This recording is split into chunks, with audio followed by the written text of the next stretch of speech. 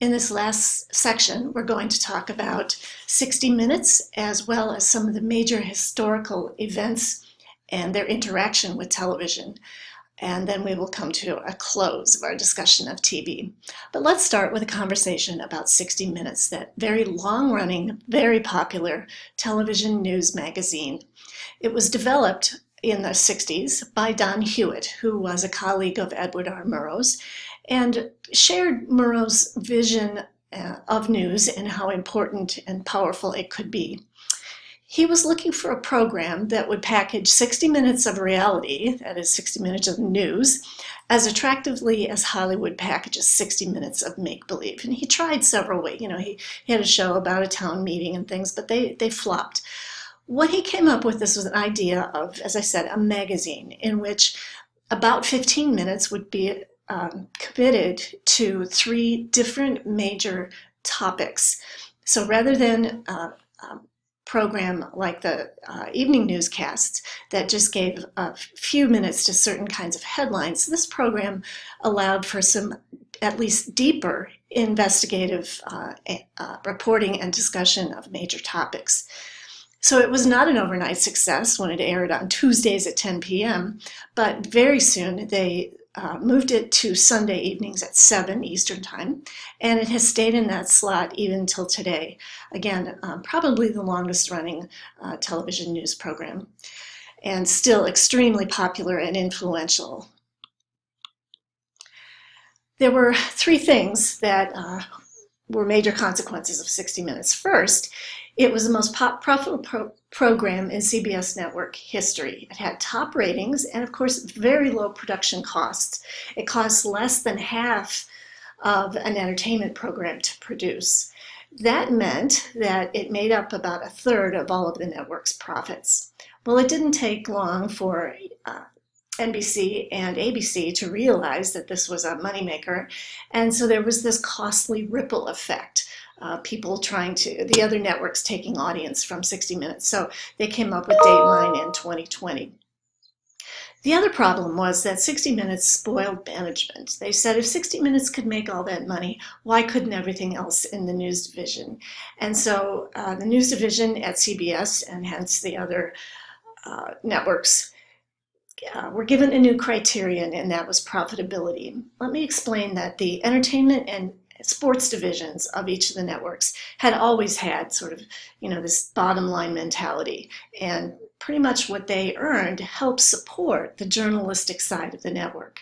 This was a whole new way of thinking about news, and it had some major impact on news programming. If you have freedom to do journalism the way it should be done, and you don't have to worry about it making all kinds of money, it's a very different thing than looking at the bottom line.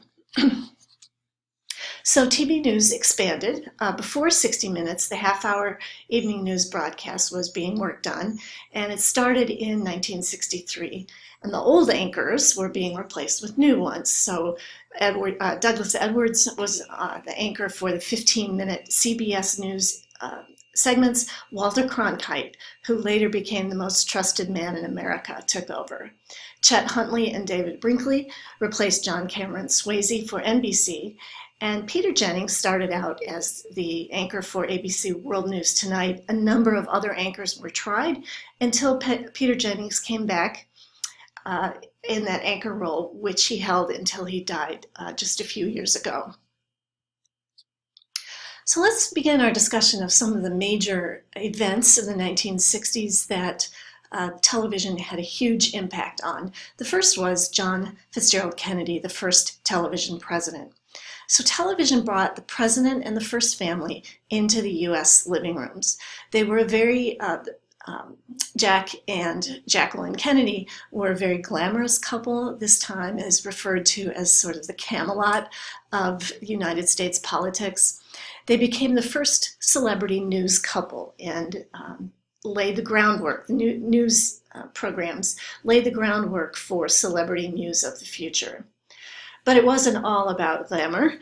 In 1962, President Kennedy spoke from the Oval Office about the seriousness of the Bay of Pigs incident and the buildup of the Soviet nuclear weapons in Cuba. There was a standoff and a serious threat of nuclear war for about 13 days, the closest that I believe we've ever come.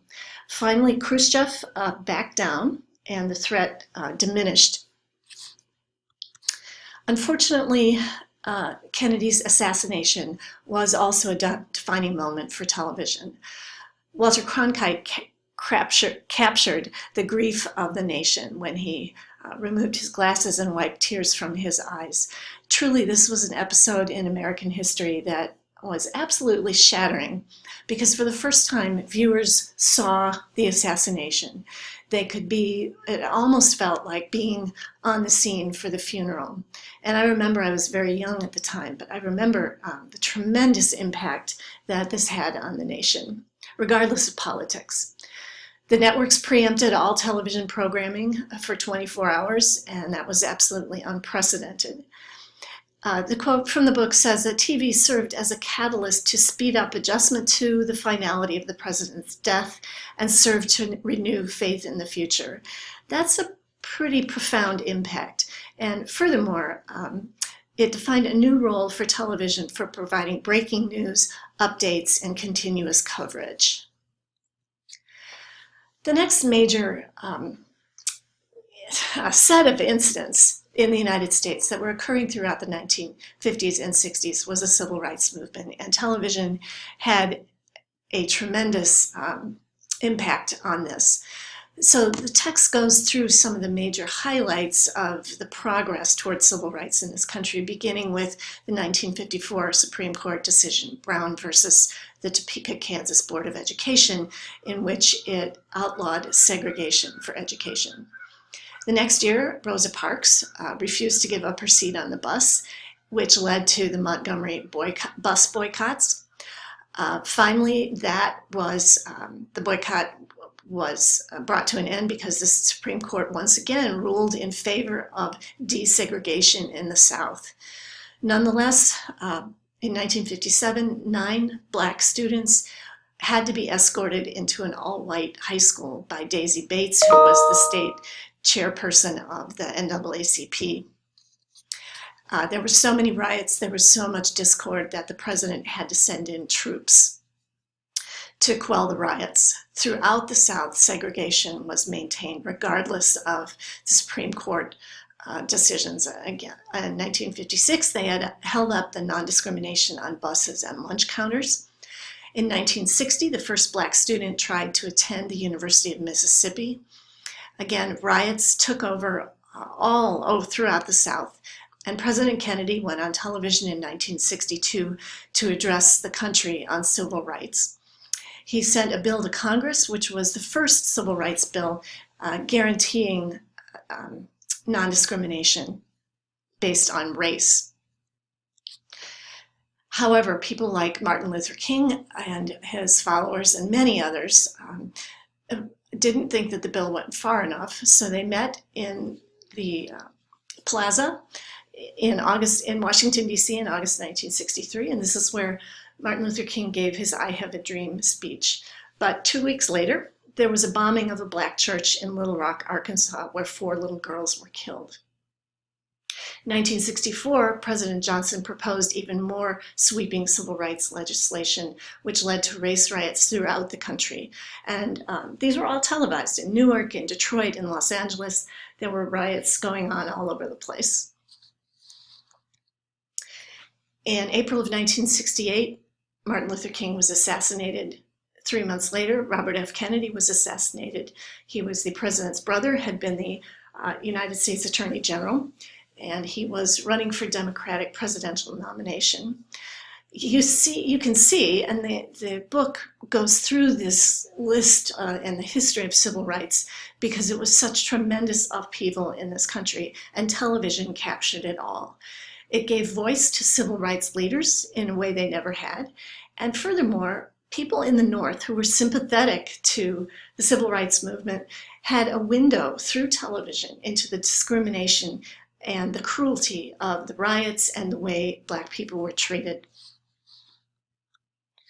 The next segment is about women in TV news. Now, the Civil Rights Act of 1964, as I said, was more sweeping than that proposed by President Kennedy, because just sort of at the very end, prevention of discrimination based on sex was included in the bill. This opened the doors for women into journalism, but even more profound was the fact that the FCC said that they would challenge licenses of stations that did not employ women. This is not to say that there weren't women involved in television news, but there just weren't very many. Pauline Frederick was the first who worked for ABC. She tried to get into the boys' club and it didn't work. Finally, she was hired as a stringer at ABC to work on women's content, things that women would care about. Finally, she got her break by, her boss had 2 stories that needed to be covered. He only had 1 man available. So she was assigned to go to a foreign correspondence convention, and she finally wound up being the UN correspondent for ABC News. Other important women making their way into news in the 1960s was Nancy Dickerson on CBS. Connie Chung was not only a woman, but she was a minority woman hired on CBS. Marlene Sanders was the first primetime co-anchor on ABC. It wasn't that she tried out for it. She actually took the place of a man who was ill. Marlene actually went on to become one of the most important reporters from Vietnam.